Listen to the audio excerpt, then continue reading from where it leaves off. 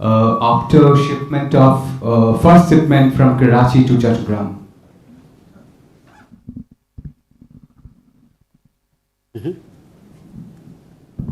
Sir, I'm Sahil from ENI. Sir, will there be any assistance from India for the Hindu minorities there in Bangladesh? Is there any plan? Okay, so let me come first to the Bangladesh. Sorry, yeah.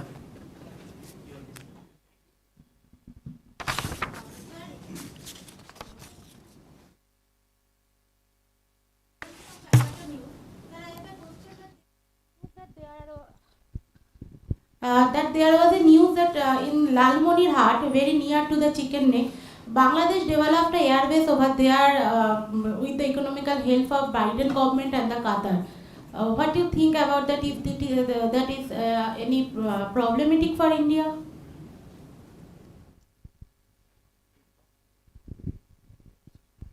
Is it Qatar and? Oh, okay, okay. So, Yeli, first your question regarding Bangladesh, situation in Bangladesh, and several of our friends here have asked similar question. So, on that, I would say that India has consistently and strongly raised with the Bangladesh government the threats and targeted attacks on Hindus and other minorities. Our position on the matter is very clear. The interim government must live up to its responsibility of protecting all minorities. We are concerned at the surge of extremist rhetoric, increasing incidents of violence and provocation. These developments cannot be dismissed only as media exaggerations. We once again call upon Bangladesh to take all steps for the protection of minorities. You also asked a question regarding ISKCON. We see ISKCON as a globally well-regarded organization with a strong record of social service. As far as the question of the arrest of Sri Chinmoy Das is concerned, we had made a statement on that. And it is our expectation that cases against individuals, as far as they are concerned, these legal processes are underway, and we hope and we expect that these processes will be dealt in a fair, just and transparent manner, ensuring full respect of their legal rights of these individuals and all those who are concerned.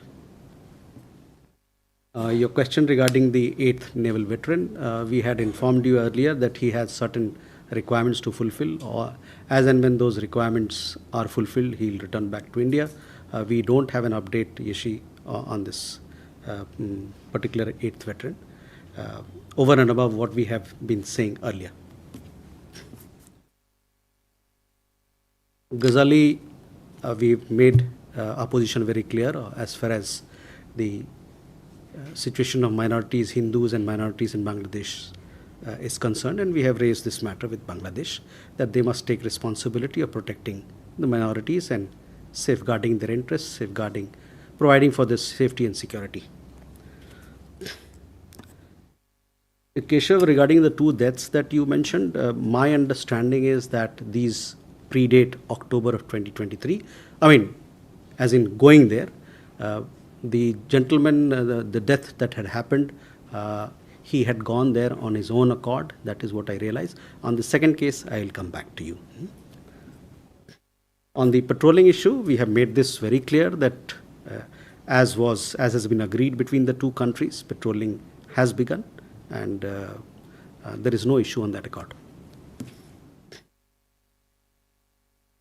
Siddhant, on Indian cricket team participating in Pakistan, the BCCI has issued a statement. So I would refer you to the statement. They have said that there are security concerns there, and therefore it is unlikely the team will be there, going there. But please do refer to the statement issued by the Board of Cricket Control in India. Rishabh, your question regarding talks between Delhi. Yes, we have been raising and consistently raising this issue of law and order in Bangladesh, and as I just said before, it is a matter of concern to us, and we have been consistently raising this issue with the interim government in Bangladesh. Regarding proposed meeting, see, these meetings, as and when we have them firmed up, and we'll make an announcement, and you'll come to know if such meetings are happening at the level of Foreign Secretary. Ayangshaw, on supply of commodities, my understanding is that supply of commodities from India to Bangladesh continues, and likewise, if trade between Bangladesh and India continues in both directions. Sahil, again, the assistance on the question of assistance, we made our position very clear that we continue to demand with the government, continue to raise the matter with the government of Bangladesh that they must take on the responsibility of protecting the minorities in the country. Indrani, you had a question about airbase. These are security issues that pertain to the government of Bangladesh.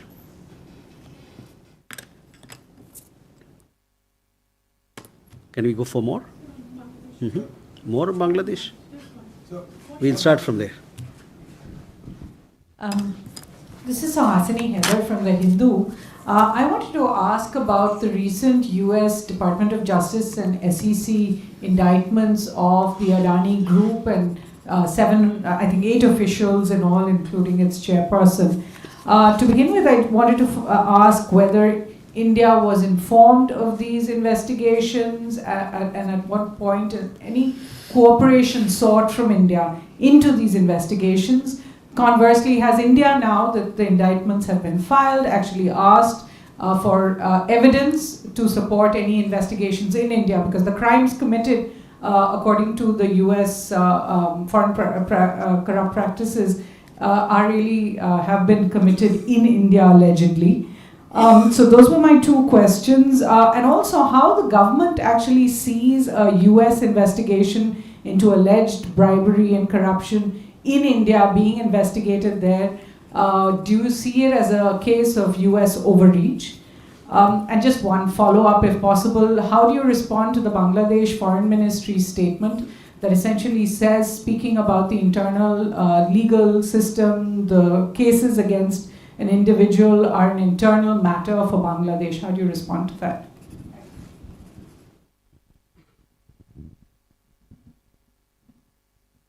Sudhi? So, Randhir from Bloomberg. So, adding on to Suhasini's question, if you could give us clarity on whether the warrant or the summons have been served on the Indian High Commission in Washington, and if so, what is then the legal process, and by what time do we expect the same to be served on Mr. Adani? Anima? Dynama from ABP Live. Just following on Ayanangshaw's question, is this a matter of concern? How is India viewing it, the first shipment of cargo from Karachi to Chattogram port? Thank you.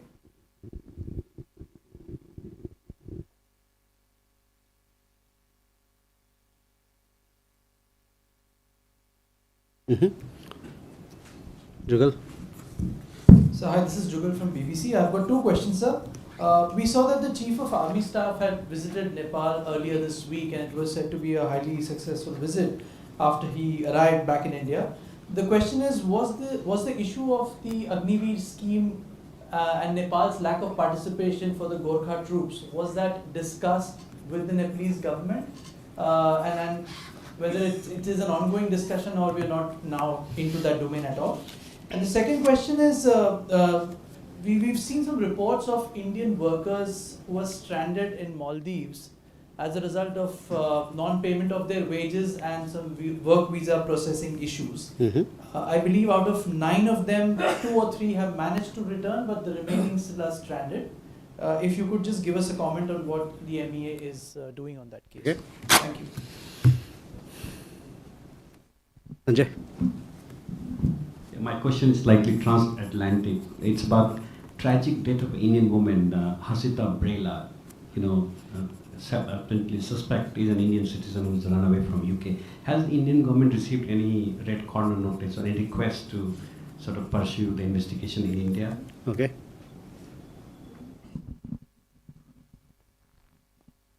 So, Suhasini, first coming to question.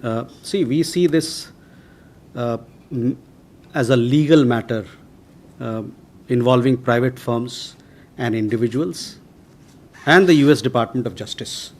Obviously, there are established procedures and legal avenues in such cases which we believe will follow, would be followed. And the Government of India, so far we have not, to answer your question, we have not been informed in advance on the issue. We haven't had any conversation also on this particular matter with the US government. Also, related question came from Sudhi. So, I would like to inform you that, any request by a foreign government for service of summons or arrest warrant is part of mutual legal assistance, but such requests are examined on merits. We have not received any request on this case from the US side.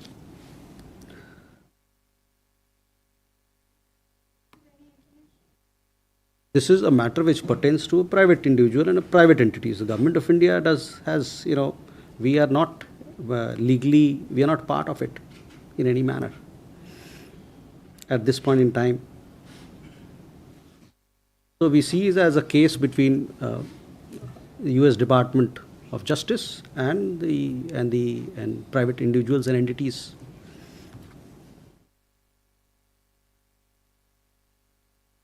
On the question regarding Bangladesh, on the arrest of Chinmay Das, we had issued a statement, and it is our expectation that, while we know that the case moves on, legal processes are underway, it is our expectation that he will get fair and transparent trial, and that his legal rights will be respected.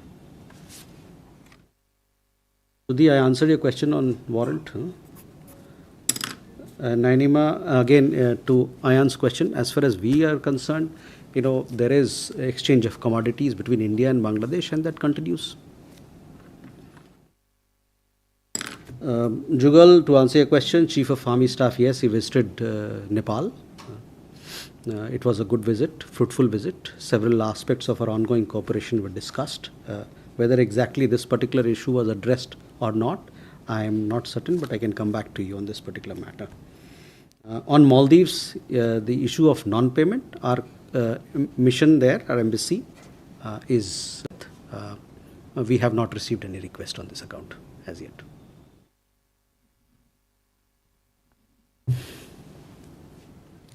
Hello.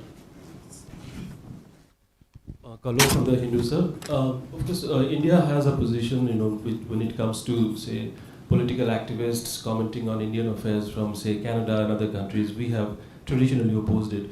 But yesterday we saw Sheikh Hasina and the Awami League carried her comments on all the platforms of the Awami League. And, she openly criticized the interim government, called it a failure on multiple fronts. Do you think Sheikh Hasina's presence here and this sort of activism is detrimental to Indian interest? Okay. Yes, yes, Aparajit from China Daily. From? Next year, from China Daily. Mm-hmm. Next year marks the 75th anniversary of diplomatic ties between India and China. Both sides agreed to organize some commemorative events. Can you please share some details of these commemorative events? Okay. Brahma Prakash. Brahma Prakash news India से मेरा सवाल चीन को लेकर ये sir Ladakh में जिन points पर तनाव चल रहा था चीन के साथ उसको लेकर क्या अपडेट है, क्या स्थिति सामान्य है? So, Karol, first to answer a question, our concerns, Government of India's concerns have been conveyed to the Government of Bangladesh, that we expect that they take on the responsibility of ensuring safety and security of the minorities. So we have conveyed our concerns. That is where I will limit myself on your question. Aparajita, regarding your question, you would have seen we had issued, after the meeting that happened in Rio between External Affairs Minister and the Chinese Foreign Minister, we had issued a press release. The press release very clearly says that in both countries are going to have foreign secretary level and other talks to take forward next steps in the relationship. So as and when, once we are able to have those talks in place. Thereafter, the next steps will be decided. ब्रह्म प्रकाश जी, आपका सवाल चीन को लेके मैंने पहले भी कहा, कई दफ़ा हम लोगों ने कहा है कि जो पेट्रोलिंग की बात जो समझौता हुई है उस पर काम हो रहा है, वो प्रोग्रेस में है, वो काम चल रहा है. अभिषेक. Sir, I'm Abhishek. I'm an independent journalist. My question is regarding leader of opposition's recent remark where he was comparing Prime Minister Modi with Biden in terms of Prime Minister Modi is also losing his memories. He also recited some example when Biden was apparently prompted by some of his colleagues when he was apparently forgetting things. So, would you have any comment on that? See, on that, as you know, that India shares a multifaceted partnership with the United States.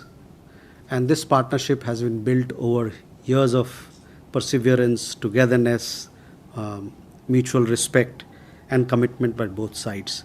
We see such reports or remarks as unfortunate, and they're not in keeping with warm and friendly ties with the United States and do not represent the position of the Government of India.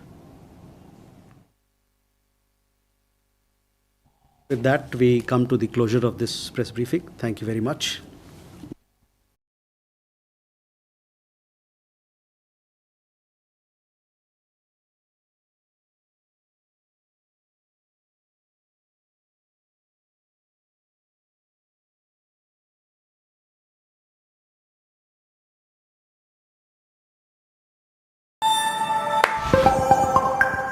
Hey guys, welcome to this session by Interim. So in this session, we're going to understand about Jira and how to use it. So Jira is a very popular planning, tracking and managing tool mainly used for software development projects. And before moving on with this session, please subscribe to our channel so that you don't miss our upcoming videos, and also leave a like if you like our content and want more of these videos. So now let's take a quick glance at the agenda. First, we'll start off with understanding the Agile process and the Agile terminologies used in Jira. Then we'll learn what are Scrum roles and sprint activities.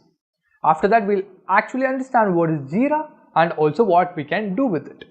Moving on, we'll look into setting up your own Jira dashboard. Once this all is done, we'll learn how to use the Jira features in a development environment. Now, before we begin with the video, this is to inform you guys that if you would like to have access to our study material and PPTs, please reach out to us in the comment section down below. Alright, so let us begin with the Agile process. So, Agile is a software development terminology based on the Agile manifesto. It is a software development method which basically describes a time-boxed iterative approach to software development to deliver the product incrementally instead of all at once. So what does that mean? So let us understand that diagrammatically. So say you have a software. A software is generally composed of functionalities. So a software is a combination of features. It could be functionality 1, 2, 3 if the software contains of only 3 functionalities, right?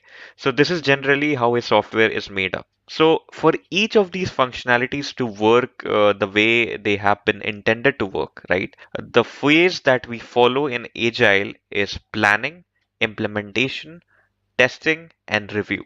So these are the 4 phases that are followed in the Agile development method, right? For each of the features that are there in the software. So these features could be developed concurrently, simultaneously, or these could be developed one after other as well.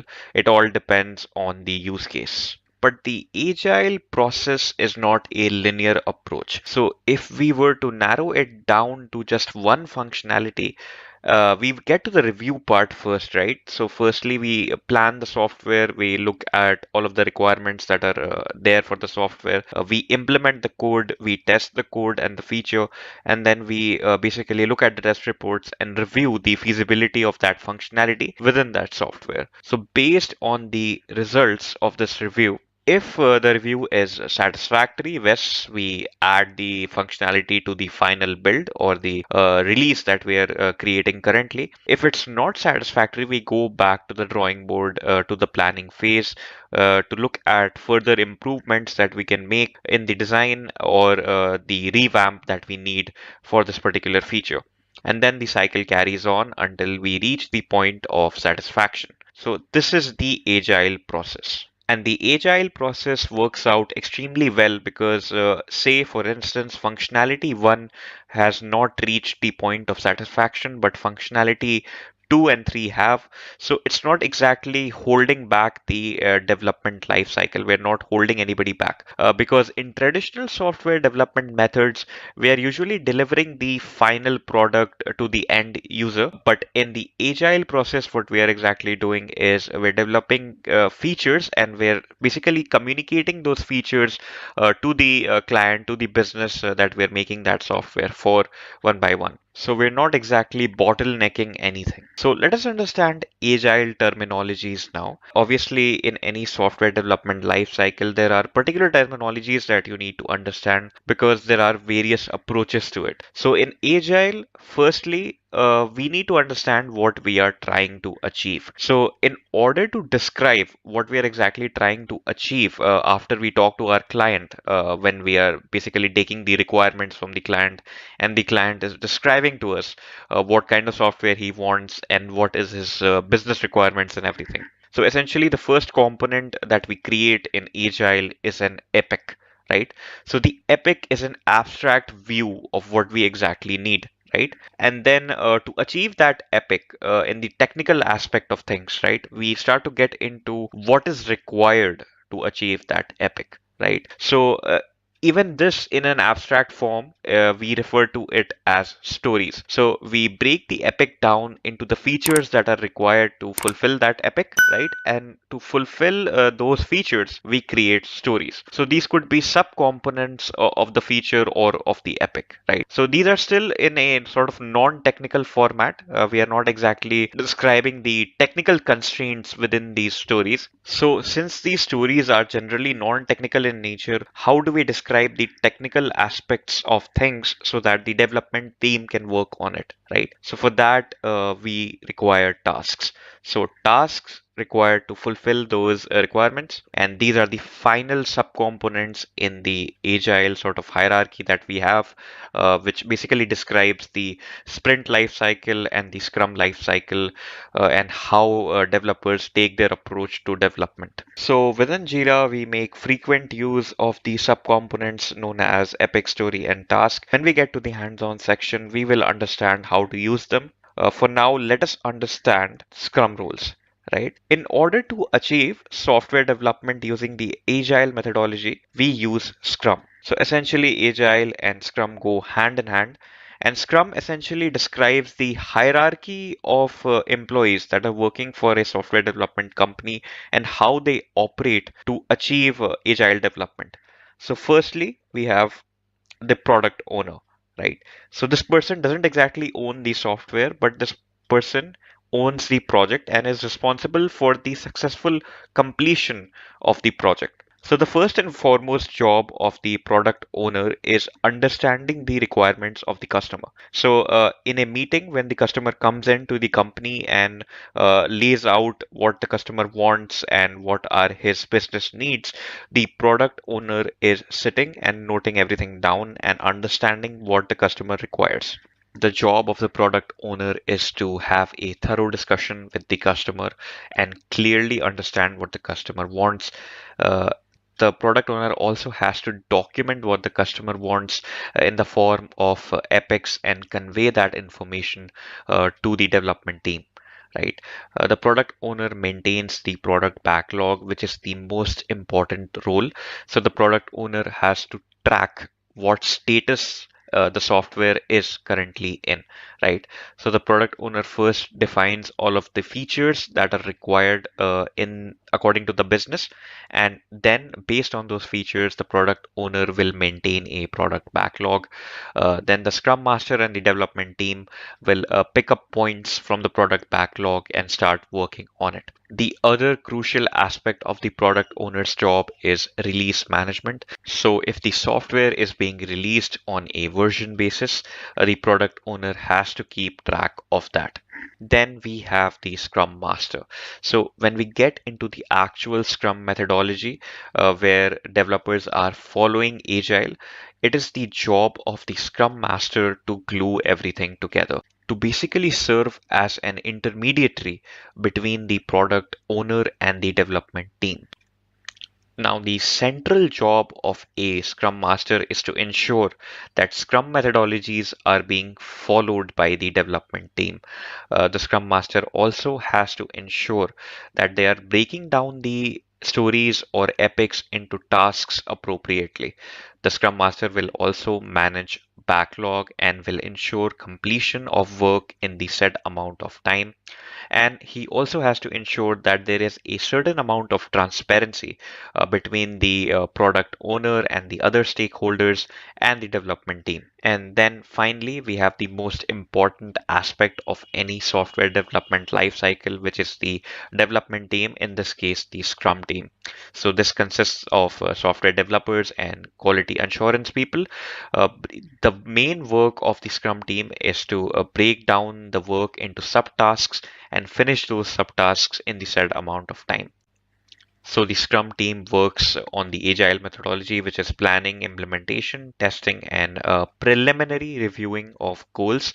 So they will test the software and see if it is matching the quality that is needed, if it is matching the acceptance criteria, and then they will ensure timely delivery with the quality assurance based on how they assessed the final product, and then they will communicate their progress and the final product with the Scrum Master, and if it is required, with the stakeholder and the product owner as well. So we have three components in the Scrum environment, which include the product owner, Scrum Master, and the Scrum team. So let us look at an example. The product owner will talk to the client and create a backlog of features that are required in the software. And based on those features, the product owner will create an epic. For instance, let us imagine an epic where the product owner is saying, as a customer, I want to be able to pay for my orders through online wallets. So this is an epic. This is an abstract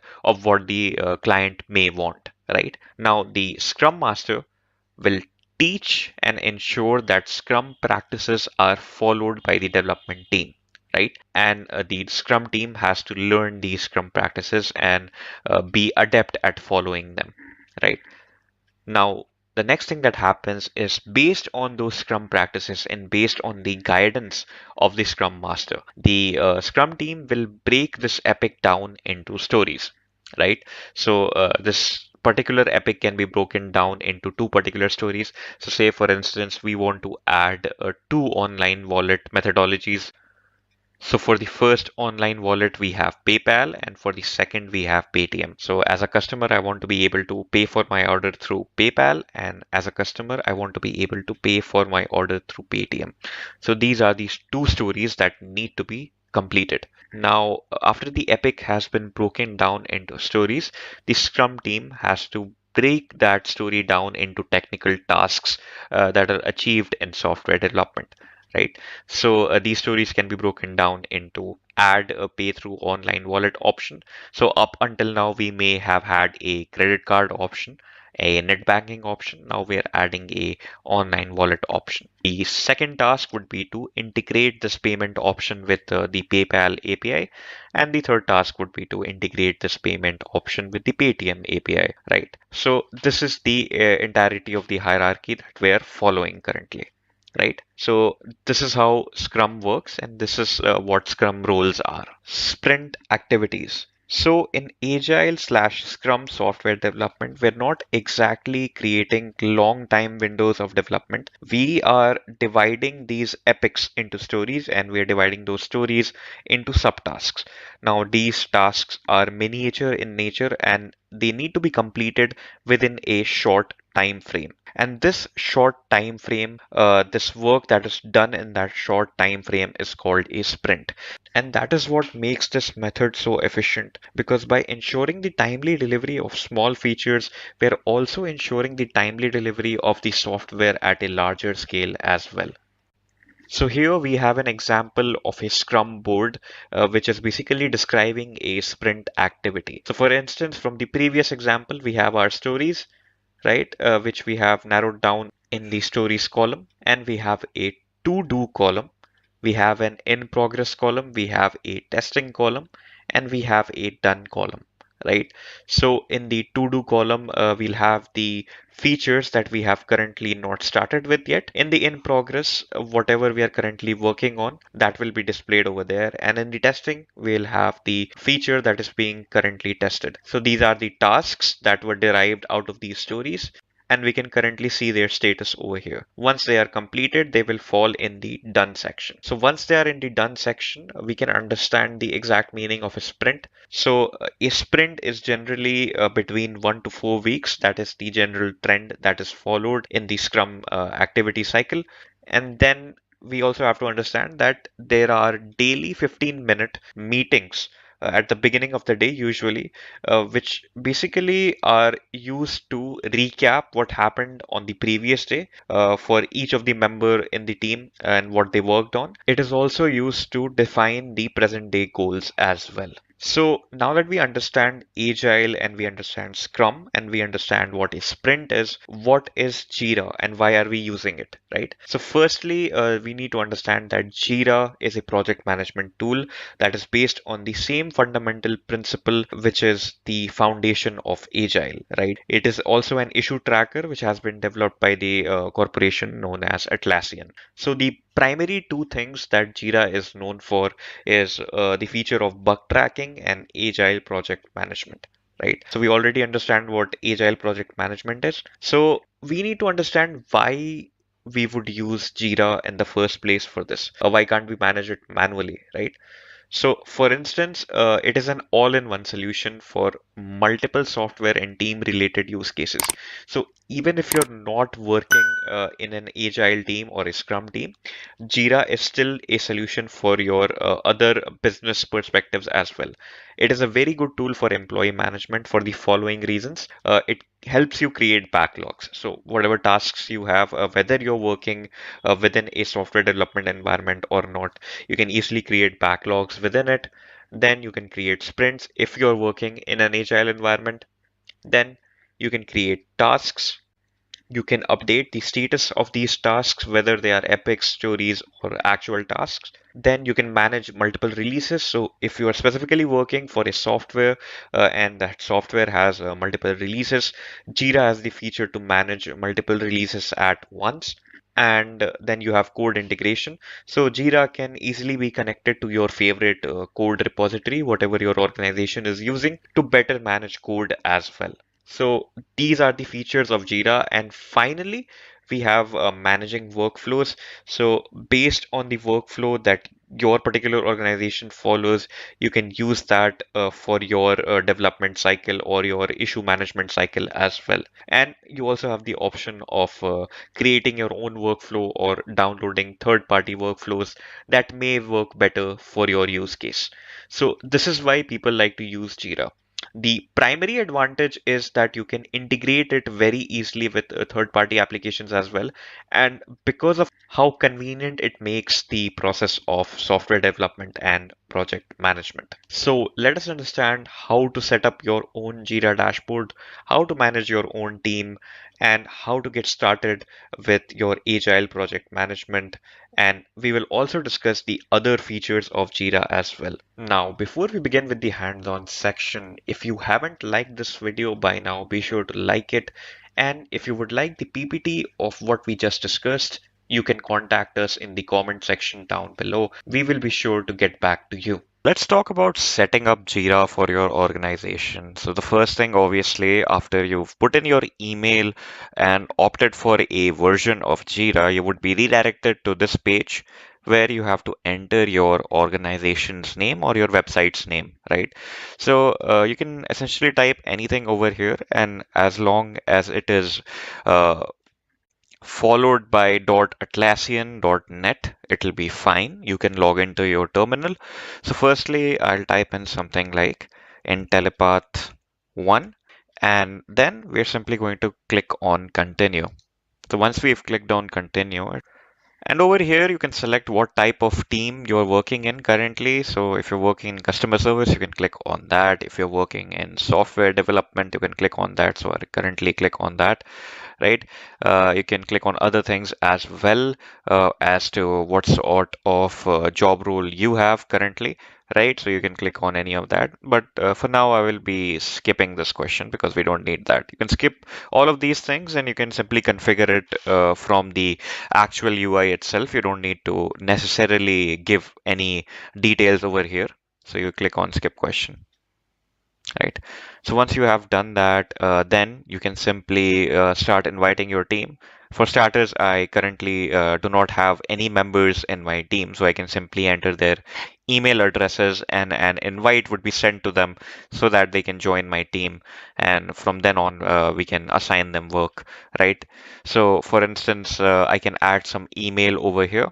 So for instance, I'm going to enter here in telepath sample 1@gmail.com and then I'll click on next. You can add other members as well, and you can give anyone the option to invite other people as well to this particular organization.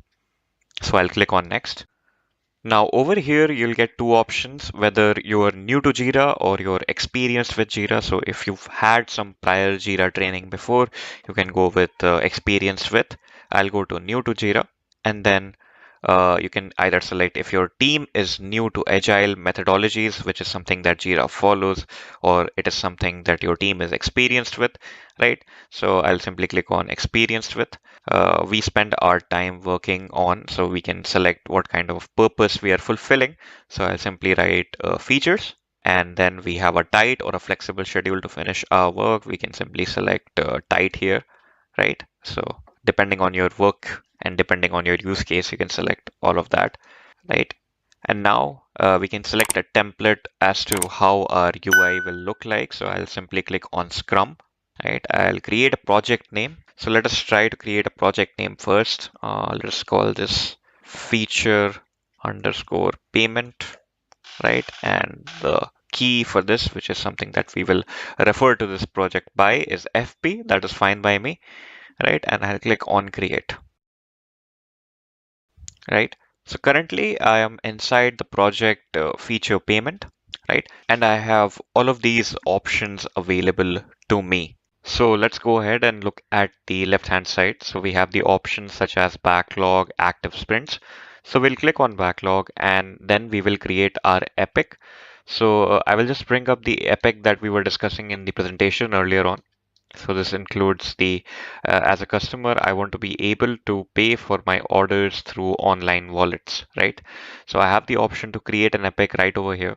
So I'll click on that and I'll just name this epic something. So let us call this online underscore wallet underscore 01.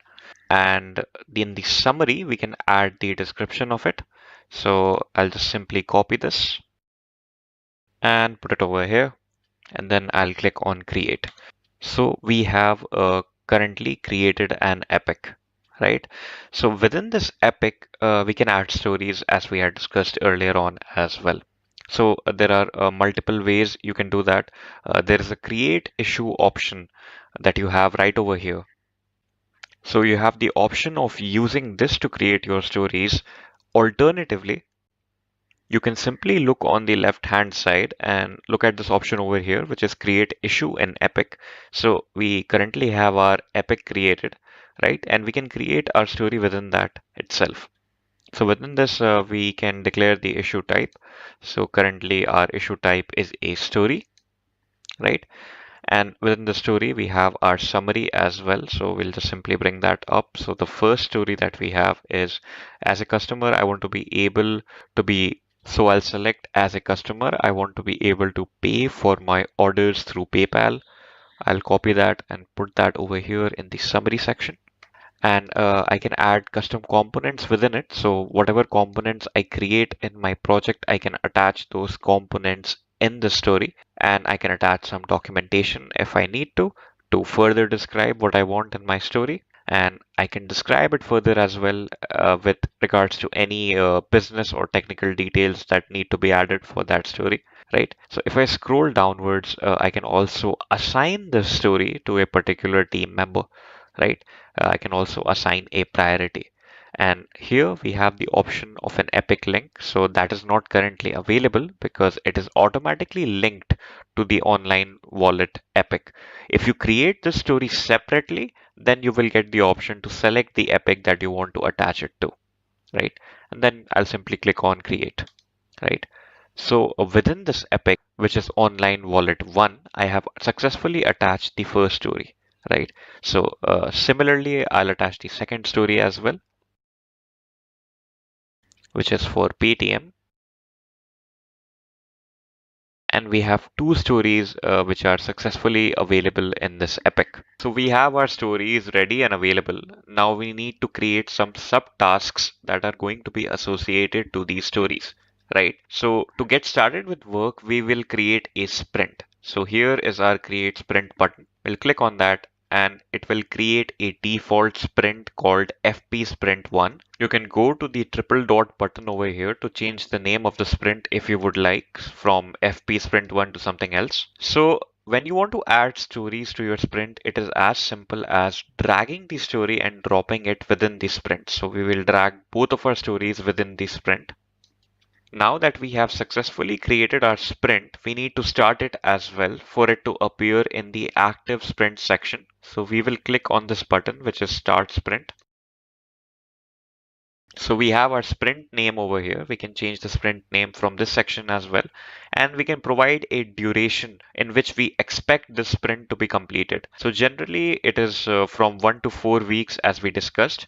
We can go with 2 weeks as it is a safe bet, and then we can essentially write a sprint goal if we would like, and we can also go for custom timings if we want a custom end date. We will go with 2 weeks for now, and we can write something like we need to add payment methods or something like that. So that is our sprint goal, right? And we will click on start. So once we click on start, we are automatically redirected to the active sprint section. And within the active sprint section, we can see our user stories, which is as a customer, I want to be able to pay through Paytm and through PayPal, right? Now we need to add the subtasks that are associated to these sprints. So these are the subtasks, right? So firstly, I will add this section over here. Click on this sprint, and here we can add some story points to this sprint, right? So for every particular feature that you have, you can add certain amount of story points, and that essentially tells you what sort of weightage it has in the software development lifecycle, whether it is a quantitative task or not, whether it will take a long time or not, right? So depending on how heavy this feature is, we'll add a story point.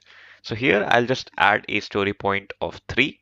And since we're dealing with a similar feature on the other side as well, which is on PayPal, I'll add a story point of 3 as well, right? And the other thing that we can do is once we have created our stories, we can add assignees to our story, which is basically the owner of that story, the person who is going to be managing that story and ensuring that it is completed within the set amount of time. So within the assignee section, I can simply click and add any of the team members that I have added in my project. So I'll add IntelliPath worker, and that would be it. I'll add IntelliPath worker to this one